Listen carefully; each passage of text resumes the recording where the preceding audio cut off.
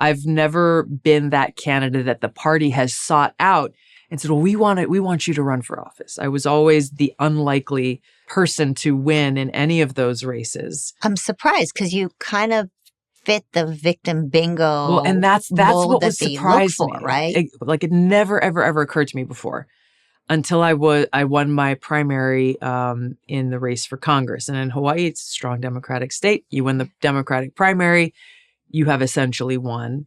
And what you're talking about, happened right away. It was, I don't know, maybe a week after the election, I got a call from Nancy Pelosi. I served in the National Guard at the time, and I was just wrapping up my National Guard duty. And I got a call, and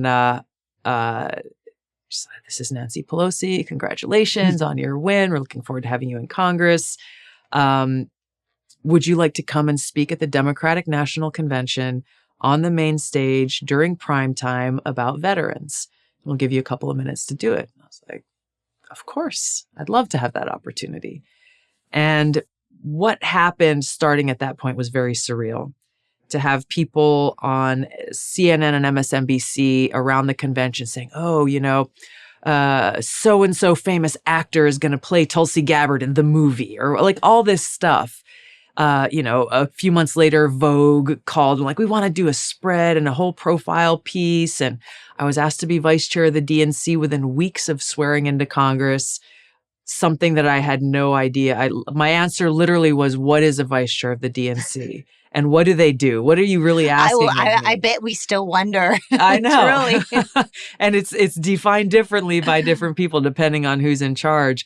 But all of these things, and there's so many, I was invited to the White House Correspondents' Dinner my first year in Congress. And I had people who'd been there for a decade. They're like, how come I've never been invited? Yeah. And you get to go. I'm just perfect. But that's what it was. That's exactly what it was, Marissa. And that became very clear as I was 31 years old, quote unquote woman of color, female veteran, first of two female combat veterans ever elected to Congress. And all of these things very much fit the mold and the talking point of identity politics. I didn't fully see it at the time, but in hindsight, now I know it was all right, we're going to dangle all the trinkets in front of her and show her what this world could look like if she wants to be a part of the team. Right. I call it the diamond cage. Exactly. It didn't last long. It was that summer of August of 2013, my first year in Congress. I was a member of the Foreign Affairs Committee and the Homeland Security Committee at the time.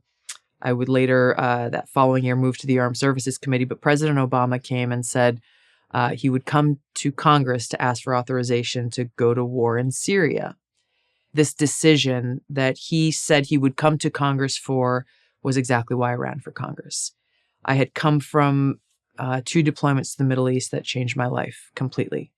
I had deployed with the Hawaii Army National Guard, volunteered to deploy on both of those fronts, left my seat in the state legislature to do so.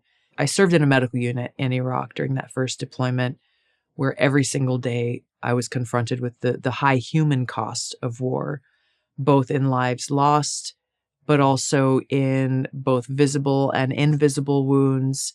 I was confronted with the war profiteering that drives so many of these wars that are supported by the elite in both parties.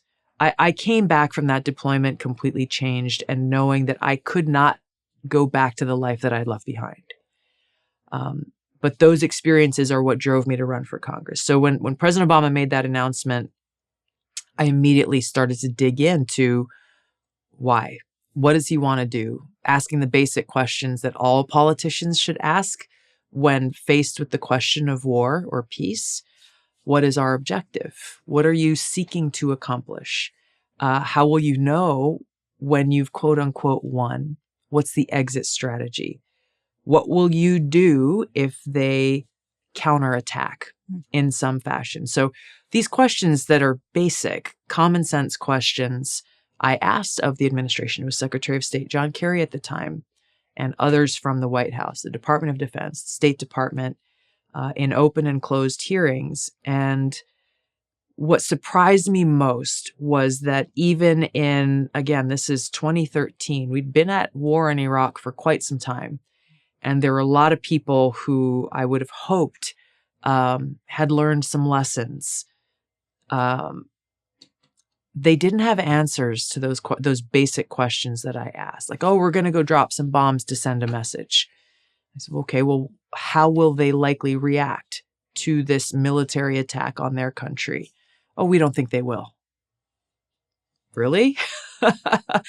And so on and so forth. All of that work that I did caused me to conclude that going and launching another war that would be the first strike in a regime change war, which is what the Obama administration was pushing for, would ultimately not end well for us or the Syrian people, and had a strong likelihood we would end up in yet another quagmire, not only between the United States and Syria, but it would likely turn into a regional war. Came out and wrote an op-ed stating this, and immediately got a call from the White House within 24 hours saying, how dare you? Not, hey, tell us more about your position, or how can we provide you with, new information or arguments to address your valid concerns. You're a veteran, you've been deployed to the Middle East, you have a certain experience that maybe we can learn. Nothing like that. It was, how dare you go against your president? How dare you, as a freshman Democrat, you haven't even been here a minute, and you're challenging the leader of your party and one who was born in your home state in Hawaii.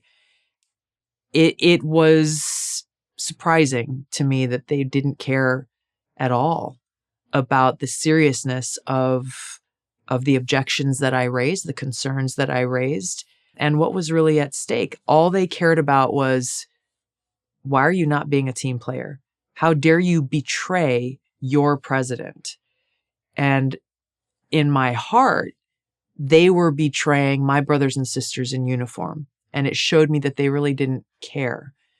After that, there was more opposition that came to what he was asking. So he never actually came, and it was never brought to a vote. And ultimately, he did not take that action. But that was the first sign to them and the Democratic leadership that I wasn't going to be the one to just smile for the cameras and vote according to what they send out in the email every morning, that I was going to question them and had no qualms about standing up against them when I knew that it was the right thing to do.